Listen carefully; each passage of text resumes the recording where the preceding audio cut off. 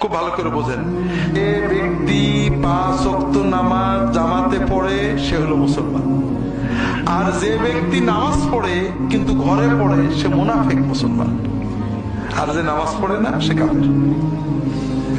কিন্তু আমরা জামাতের গুরুত্ব বুঝি না ভাই। সারা রাত তাহাজ্জুদ পড়ার চেয়ে জামাতে নামাজ পড়া অনেক গুরুত্ব। আল্লাহ রাসূল সাল্লাল্লাহু আলাইহি ওয়াসাল্লাম বলছেন, কেউ যদি ইশার নামাজটা জামাতে পড়ে আর ফজরের নামাজ জামাতে পড়ে সারা রাত তাহাজ্জুদের সওয়াব পাবে। কাজেই ভাইরা জামাতে নামাজ ছাড়বেন না। অনেকে বলে যে অমুকের পিছনে নামাজ হয় না, তমুকের ও ভালো ইমাম না। জামাতে নামাজ পড়া আমার জন্য ওয়াজিব। ওই ইমামের গুনাহতে আমার কিছু হবে না। ইমাম খারাপ হলে গুনাহ হবে মসজিদ কমিটির, সভাপতি, সেক্রেটারি। আমি সাধারণ মুসল্লি, আমার জন্য ওয়াজিব দায়িত্ব জামাতে নামাজ পড়া।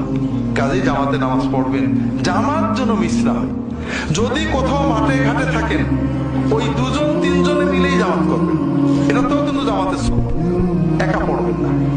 লুঙ্গি পরে, টুপি মাথায় দিয়ে, গেঞ্জি গায়ে দিয়ে, হাঁটু সমান কাপড় পরে, কাদা সহ ওযু করে ওই মাঠে 3 জনে দাঁড়িয়েই জামাতে নামাজ পড়বেন।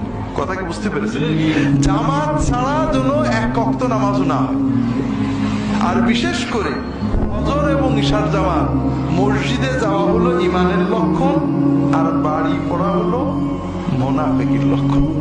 রাসূলুল্লাহ সাল্লাল্লাহু আলাইহি ওয়াসাল্লাম বলেন, আফদালুস সালাতি আলাল মুনাফিকিন আল আতামাতু ওয়াস-সুবহ। মুনাফিকদের জন্য সবচেয়ে কঠিন হলো ফজরের জামাতে আসা আর ইশার জামাতে।